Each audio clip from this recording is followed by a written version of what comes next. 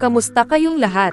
Ito ang Filipino Chill Recap, at ngayon, pag-uusapan natin ang isang gothic horror film na tinatawag na Van Helsing. Maghanda na para sa mga spoilers na darating. Sa isang misteryosong kastilyo, lumikha ang isang baliw na scientist ng halimaw na si Frankenstein sa utos ni Dracula, ang Panginoon ng lahat ng vampira. Ngunit sa huli, nagtaksil si Dracula sa kanya, tinulungan ng sariling lingkod, at kinagat siya sa leeg, na naging sanhi ng kanyang kamatayan. Nagalit ang halimaw at inatake si Dracula, itinapon siya sa apoy. Daladala ang bangkay ng kanyang ama, sinubukan ng halimaw na tumakas mula sa galit ng mga tao ngunit nauwi ito sa paghulog sa apoy. Dumating si Dracula kasama ang kanyang mga asawa, ngunit nadatnan na lamang nila ang kalunos-lunos na aftermath ng kabuluhan. Lumbay at pagsisisi ang bomb-alot sa kanila dahil sa kabiguan ng kanilang mga plano. Isang taon ang lumipas, isang monster hunter na kilala bilang Van Helsing ang nagsimula sa kanyang misyon na tugisin ang salarin ng mga pagpatay, na nag-iiwan ng malaking sigarilyo sa bawat eksena. Sinundan niya ang mga bakas papunta sa isang abandonadong bodega kung saan lumitaw ang isang higanteng tao. Siya ay walang iba kundi si Dr. Jekyll, isang halimaw na may dalawang personalidad. Nais ni Helsing na buhayin si Jekyll, ngunit hindi ito naging madali. Sa kanyang napakalakas na puwersa, nagkaroon ng upper hand si Jekyll laban sa Monster Hunter. Ngunit nagbago ang sitwasyon ng lokohin ni Helsing si Jekyll, pinutol ang kanyang braso, at sa huli itinapon siya mula sa gusali na naging sanhi ng kanyang pagkamatay. Bumalik si Helsing sa kanyang organisasyon na tinatawag na Knights of the Holy Order, isang lihim na samahan na lumalaban sa kasamaan mula pa noong simula ng sangkatauhan. Binigyan siya ng Pope ng bagong misyon, harapin si Dracula, ang Panginoon ng mga vampira. Kailangan niyang tulungan ang huling mga inapo ng isang Transylvanian knight na talunin si Dracula, dahil ipinangako ng kanilang mga ninuno na hindi sila makakarating sa langit hanggat hindi napupuksa si Dracula. Ang tanging mga natitirang buhay sa kanilang lahi ay sina Belcon at ang kanyang kapatid na si Anna, habang ang kanilang ama ay nawala isang taon na ang nakakaraan. Binigyan din ng Pope si Helsing ng isang piraso ng mapa, na ang simbolo ay kapareho ng nasa kanyang singsing. Nag-empake si Helsing ng kanyang mga kagamitan kasama si Carl, na gumagawa ng iba't ibang imbensyon ngunit hirap tukuyin ang tamang gamit ng mga ito. Isa sa mga ito ay isang bombang nagbibigay ng matinding liwanag, na siguradong magagamit nila para patayin ang mga vampira sa hinaharap. Inutusan ni Helsing si Carl na samahan siya sa pagpatay kay Dracula, na unay tumanggi ngunit napilitan ding sumama dahil utos ito ng Pope. Samantala, si Belcon ay nakatali sa isang poste, ginagawang pain upang mahuli at patayin ang isang aswang na nasa kontrol ni Dracula. Ngunit hindi naging matagumpay ang kanilang plano dahil tumanggi ang bitag na gumana para sa halimaw. Matapos ang matinding pagsisikap, pansamantalang nakulong nila ang halimaw sa isang hola, ngunit nahulog ni Belcon ang kanyang baril na may pilak na bala, ang tanging makakapatay sa isang aswang. Nagpaputok ng walang carrows ang kanilang mga tauhan sa halimaw, ngunit sinabi ni Anna na hanapin ang baril ng kanyang kapatid. Walang nakikinig, kaya't nakita niya ang baril at tumakbo papunta rito. Sa kasamaang palad, nabali ng aswang ang mga lubod ng kanyang hola at bumagsak diretso sa tuktok ni Anna. Nakawala ang halimaw at hinabol si Anna habang tumatakbo ito patungo sa isang bangin. Tumalon ang aswang patungo sa kanya, ngunit itinulak siya ni Belcon at binaril ang halimaw, sabay na nahulog sila sa lawa. Hinanap ni Anna ang kanyang kapatid, ngunit, mukhang malabong nakaligtas ito. Pagkatapos ng mahabang paglalakbay sa lupa at dagat, dumating si Helsing sa Transylvania kasama si Carl at nakita nilang hindi masyadong magiliw ang mga tao sa kanilang presensya. Pinalibutan sila ng mga tao na may dalang kutsilyo at mga tinidor, at nang muntik nang sumiklab ang kaguluhan, dumating si Anna at humarap sa kanila. Sinubukan ni Helsing na alukan ng tulong si Anna sa kanyang problema sa mga vampira, ngunit tumanggi ito at inutusan ang kanyang mga tauhan na patayin sila. Bago pa man matapos ni Anna ang kanyang utos, inatake ng mga asawa ni Dracula ang bayan kahit na nasa gitna ng araw. Nagpaputok si Helsing ng sunod-sunod na mga palaso sa mga vampira, ngunit tila walang epekto. Sinabi ni Carl kay Helsing na puntiryahin ang kanilang mga puso, ngunit mahirap gawin iyon dahil sa bilis ng paglipad ng mga vampira. Nagkaroon sila ng pagkakataon nang lumitaw ang araw mula sa mga ulap, at napilitang magtago ang mga vampira. Ngunit nang bumalik ang mga ulap, muling sumugod ang mga vampira kay Anna at binuhat siya sa ere. Sinagip siya ni Helsing at paniya na ang isa sa mga vampira, habang si Ana ay tumakbo papunta sa isang mataas na bahagi ng bodega. Ngunit lalo lamang siyang napahamak dahil napalibutan siya ng mga bampira sa isang lugar na walang matakbuhan. Sinabi ni Carl kay Helsing na gamitin ang banal na tubig laban sa mga bampira, kaya't nagmadali siyang pumunta sa simbahan at binasa ang kanyang palaso sa tubig. Panyanan niya ang isa sa mga asawa ni Dracula, at ito'y naampel sa bubong, unti-unting natunaw ang katawan dahil sa epekto ng banal na tubig. Nang malapit nang maubos ang dugo ni Ana, naramdaman ng mga bampira ang kamatayan ng kanilang kapatid at tumakas pabalik sa kanilang kastilyo. Hindi naman apektado si Dracula sa pagkamatay ng kanyang asawa, hindi tulad ng kanyang mga kapatid. Matagal na siyang nabubuhay kaya't wala na siyang takot, pag-ibig, o kasiyahan, at mabubuhay siya ng ganito magpakailanman.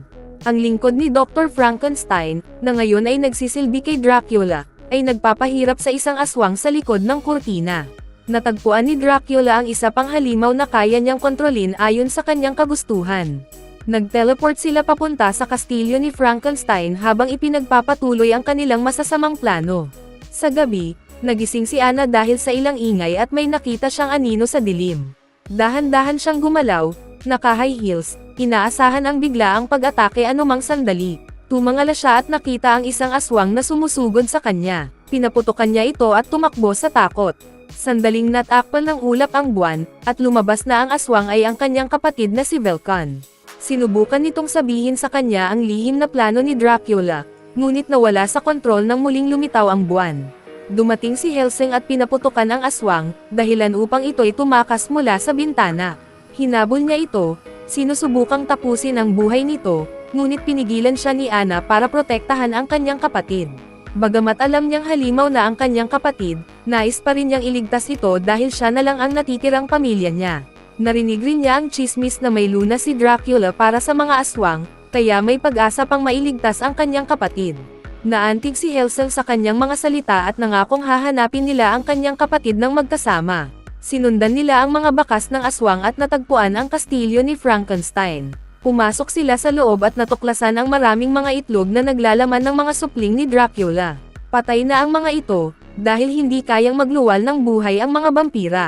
Plano ni Dracula na ayusin ito gamit ang mga makina ni Dr. Frankenstein at si Vulcan bilang conduit upang bigyan ng buhay ang lahat ng kanyang mga anak. Habang dumadaloy ang kuryente sa daan-daang itlog, nagsimula ng mag-hatch ang mga supling ng vampira, nagdudulot ng takot sa kalapit na bayan. Hinarap ni Helsing si Dracula at sinubukang patayin ito sa iba't ibang paraan, ngunit wala ni isa ang gumana. Ibinunyag ni Dracula na matagal na silang may koneksyon, at tinawag niya si Helsing na Gabriel, nag-aalok na ibalik ang kanyang mga alaala, ngunit tumanggi si Helsing. Natagpuan ni Ana ang kanyang kapatid at pinalaya ito mula sa eksperimento, ngunit sinabi nito sa kanya na umalis na dahil hindi niya makokontrol ang sarili at muli siyang nagiging aswang. Nang mawala si Vulcan bilang conduit, nagsimulang sumabog ang mga supling isa-isa, dahilan ng pagkabigo ng eksperimento ni Dracula. Natagpuan ni Helsing si Ana at magkasama silang tumakas patungo sa kagubatan, habang hinahabol sila ni Vulcan ngunit nahulog ito sa tubig nang maputol ang kawad.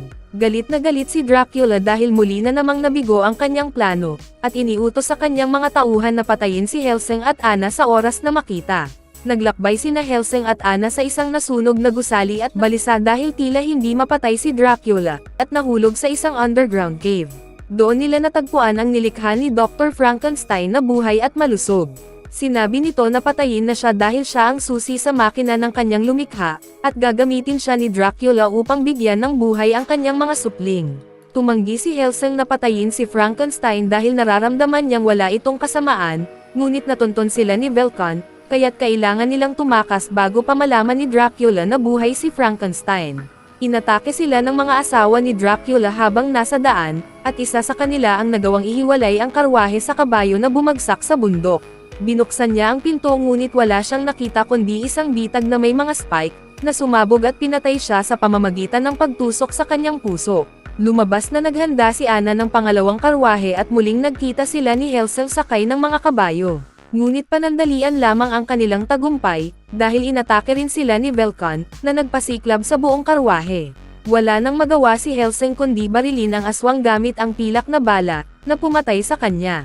Natagpuan ni Ana ang kanyang naghihingalong kapatid at nagluksa sa pagkawala ng huling miyembro ng kanyang pamilya. Sinisi niya si Helsing sa pagkamatay ni Velkan, ngunit natuklasan niyang nahawahan na siya ng kagat ng aswang.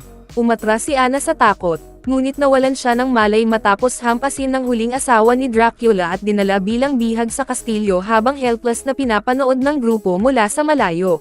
Kinabukasan, natagpuan ng asawa ni Dracula ang grupo at sinabi kay Helsing na nais ni Dracula si Frankenstein at handa siyang ipagpalit si Anna kapalit nito. Sinabi niya na gawin ang palitan sa piyesta na ay host ni Dracula. Isinasaalang-alang ni Helsing ang alok at binaril si Frankenstein gamit ang pampatulog. Itinago niya ang halimaw sa sementeryo at tumungo sa piyesta. Kinontrol ni Dracula ang isip ni Anna at pinilit siyang sumayaw kasama niya. Sinabi ni Dracula na dahil pinatay ng kasintahan ni Anna ang karamihan sa kanyang mga asawa, kailangan niya ng bagong bride. Bago pa siya makagat ni Dracula sa leeg, nagawang abalahin ni Carl si Dracula at sinagip ni Helsing si Anna. Ngunit natuklasan ng tauhan ni Dracula ang lokasyon ni Frankenstein at nahuli na siya. Iniutos ni Dracula sa lahat ng mga vampira sa piyesta na atakihin sila, kaya't napilitang tumakbo at tumalon mula sa bintana ang grupo. Nagamit ni Carl ang kanyang imbensyong bomba at winasak ang lahat ng vampira sa gusali. Nangako si Helsing na ililigtas si Frankenstein habang siya'y dinadala sa malayo. Bumalik sila sa kastilyo ni Frankenstein upang maghanap ng mga pahiwatig tungkol sa kinaroroonan ni Dracula. Ibinunyag ni Carl na nagmula si Dracula sa parehong angkan ni Anna, ngunit nakipagkasundo siya sa demonyo upang magkaroon ng buhay na walang hanggan. Nais ng ama ni Dracula na bayaran ang kanyang mga kasalanan kaya't nangako siya sa Diyos na patayin ang kanyang anak bago makapasok sa langit ang sinuman sa kanilang pamilya. Hindi niya nagawa ang kanyang pangako, kaya't ipinatapon niya si Dracula sa isang nagyayelong kastilyo na may one-way door, ngunit binigyan siya ng pakpak ng demonyo kaya't nakabalik siya. Napagtanto ni Helsing na ang mapa sa dingding ay maaaring ang pintuan patungo sa kastilyo ni Dracula, at nawawala ang isang piraso na natanggap niya mula sa papa. Kumpletuhin nila ang mapa at binigkas ang mga salita sa nawawalang piraso, na naging pintuan ang mapa na kanilang pinasukan. Hindi na maraming oras si Helsing bago siya maging ganap na aswang dahil sa impeksyon, ngunit binigyan din siya nito ng pambihirang lakas na tumulong sa kanila upang makapasok sa kastilyo ni Dracula. Natagpuan nila ang tauhan ni Dracula at tinanong siya tungkol sa lunas para sa aswang. Nalaman nila na may lunas si Dracula dahil ang isang aswang lang ang kayang pumatay sa kanya. Nangako ang tauhan na dadalhin sina Carl at Anna sa lunas habang si Helsing ay pupunta kay Dracula upang subukang pigilan ang kanyang eksperimento.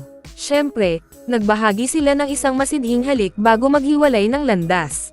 Pagdating ni Anna at Carl sa lugar kung saan naroon ang lunas, nalinlang sila ng tauhan ni Dracula na ikinandado sila sa loob. Dumating ang asawa ni Dracula upang atakihin sila, ngunit nagawang makatakas ni Carl matapos gamitin ang asido mula sa lunas upang matuno ang pinto. Sinubukan ni Anna na ipagtanggol ang sarili, ngunit masyadong malakas ang vampira at nagpatuloy sa paglalaro sa kanya tulad ng pusa sa kanyang biktima. Samantala, inilagay ni Dracula si Frankenstein sa makina at itinaas siya sa gitna ng bagyong may kidlat. Natagpuan siya ni Helsing at sinubukang alisin sa makina, ngunit tinamaan ng kidlat ang makina. Nagpapadaloy ng kuryente sa lahat ng mga anak ni Dracula, binuhay sila sa proseso. Nag-transform si Dracula at inatake si Helsing, itinatapon siya mula sa gusali. Ang pangalawang kidlat ay tumama kay Frankenstein at tumilapon siya mula sa bubong. Kumapit siya sa mga wire at sa kanyang pagsisikap na iligtas ang sarili, natulak niya ang tauhan ni Dracula sa kawalan. Habang nakabitin sa wire, nakiusap si Frankenstein kay Carl na tulungan siya. Nag-alinlangan si Carl, ngunit nagpasya siyang tulungan ito sa pamamagitan ng pag-itse sa kanya sa bintana, na nagpatalsik sa asawa ni Dracula palayo kay Anna pagpasok niya. Hinawakan ni Frankenstein ang vampira, binigyan ng pagkakataon si Anna na makatakas sa bintana, at nakuha niya ang lunas mula kay Carl. Ngunit hindi siya nakalayo dahil inatake siya ng asawa ni Dracula, na nagtulak sa kanya pababa. Patuloy na nilate at pinaglalaroan ng vampira si Anna, na nagbigay kay Anna ng pagkakataong itarak ang patpat sa kanyang puso, na nagpapakita na hindi dapat pinaglalaroan ang kanilang pagkain. Lumabas si Dracula sa likuran ni Helsing at sinabi na huli na para pigilan ang kanyang plano, dahil lahat ng kanyang mga anak ay nabigyan na ng buhay. Ang tanging paraan upang wasakin silang lahat ay patayin si Dracula mismo. Tumunog ang orasan sa hating gabi at nag-transform si Helsing bilang aswang, na kinatakutan ni Dracula dahil ito lamang ang maaaring pumatay sa kanya. Gayunpaman, hindi magpapatalo ang vampira ng walang laban, kaya't nag-transform din siya sa kanyang tunay na anyo. Naglaban ang dalawang halimaw ng buong galit, ngunit malinaw na nasa kalamangan si Hellsing. Hinawakan niya si Dracula sa leeg at, nang malapit na niyang gawin ang huling pag-atake, biglang natakpan ng ulap ang buwan at nagbalik siya sa kanyang anyo. Pakiramdam ni Dracula na tapos na ang panganib, ipinaliwanag niya kung paano siya pinatay ni Hellsing maraming taon na ang nakalipas, na nagundyok sa kanya na makipagkasundo sa demonyo. Gusto rin niyang mabawi ang singsing na suot ni Hellsing, na nagpapaliwanag kung bakit magkatulad ang sagisag nito sa mapa papunta sa kastilyo ni Dracula. Ngunit ang ugali ng mga vampira na paglaruan ang kanilang biktima ay nagbigay ng isa pang pagkakataon kay Hellsing na mag-transform muli ng lumino ang ulap. Nilundag niya ang leeg ni Dracula at pinatay ang halimaw ng tuluyan. Namamatay din ang lahat ng mga supling habang natutunaw ang kanilang ama. Nakita ni Anna si Hellsing sa anyo ng halimaw at sinubukang ibigay ang lunas. Ngunit inatake siya ng walang awa dahil nawala na ang lahat ng kamalayan ni Hellsing. Sinubukan ni Carl na pigilan si Hellsing gamit ang patpat, ngunit nabigo rin siya. Habang abala si Hellsing, nagawa ni Anna na iturok ang lunas sa kanya, ngunit siya ay nawalan ng buhay dahil sa kanyang mga sugat. Naghihirap si Hellsing sa kanyang pagdadalamati habang hawak niya si Anna sa kanyang mga bisig. Binigyan ni Hellsing si Anna ng marangal na libing sa apoy habang si Frankenstein ay naglayag patungo sa isang lugar kung saan siya maaaring mamuhay ng payapa. Lumingon si Hellsing at nakita na sina Anna at Vulcan ay sa wakas pinahintulutang pumasok sa langit. Ano sa tingin nyo tungkol sa pelikulang ito? Ipaalam nyo sa akin sa mga komento sa ibaba, at kung nagustuhan nyo ang aking mga video, paki-like at mag-subscribe para sa higit pa. Kita-kits sa susunod na video.